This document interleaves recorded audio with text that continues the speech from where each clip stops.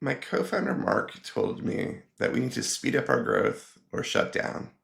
Even though we have 200 users, we need 7,000 users to hit the monthly revenue we need to fundraise. In this episode, I'm going to talk about the upgrade to O3 Pro, 4 enhancements to our growth strategy powered by ADVYSOR, and why forgetting is sometimes the best thing possible for an AI.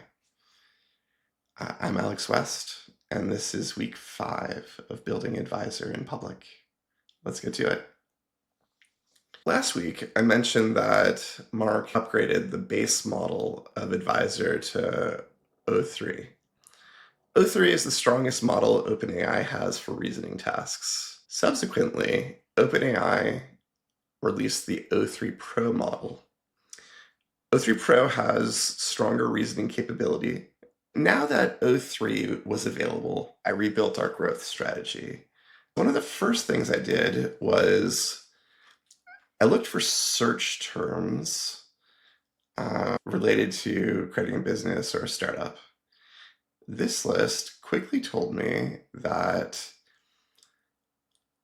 the way we were talking about our business and tagging our content was wrong.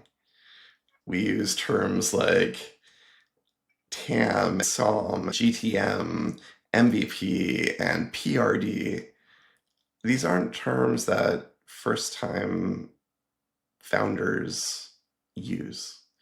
They use terms like, how do I start a business? How do I find my first customer? How do I get grants?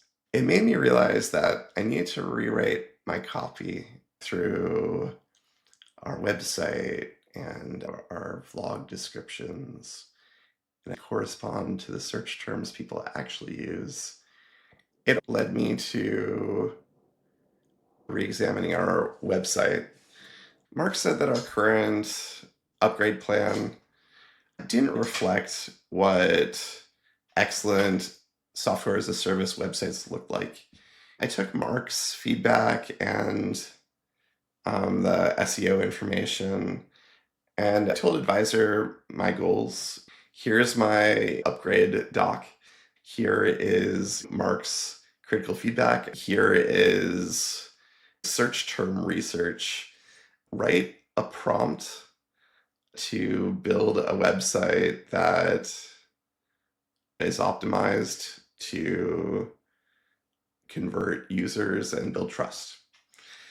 I put it into Bolt.new, then export the website file into a zip, pass it back to ADVYSOR, ask ADVYSOR to critically evaluate the Bolt.new site, and iteratively pass these back and forth. We got a website that has clearer content, will be better for SEO, looks more like a traditional SAS website.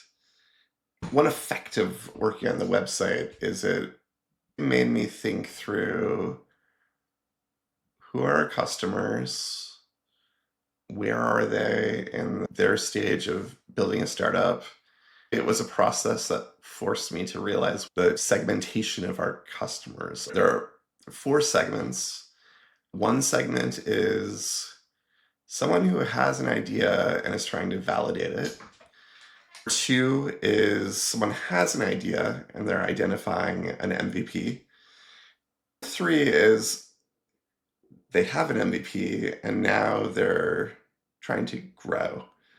The 4th is people who have decided that they want to fundraise. It's essential to make sure that the website speaks to each of them. When I'm making demos or videos, those videos should be designed to address one of those segments. This video, for example, is focused on growth. It's the problem I'm solving now. I'm using ADVYSOR to help me solve it, showing how they can use ADVYSOR to help them solve it. Part of the growth is post.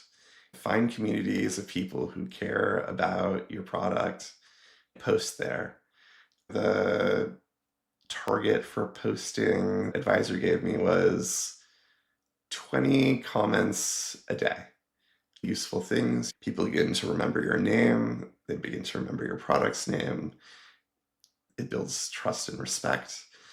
I saw this Reddit post where someone listed a bunch of Reddits as places where he got 10,000 visitors. It made me realize that I'd made assumptions about where I could post. I had Advisor write a deep research prompt to give me a comprehensive list of places that I can post without any information passed on to bias the results. Deep research built a spreadsheet of Twitter communities, Slack communities, founder discords. With AI, sometimes we try hard to maintain all of our context, forgetting that the context can limit how expansively it will explore. That's more or less what I've got this episode. Here are my big takeaways. If you don't have a co-founder to call you out, maybe ask your AIs every so often. Don't use jargon. If you're trying to communicate with someone, use plain language. Thanks for joining me. Good luck with whatever you're building.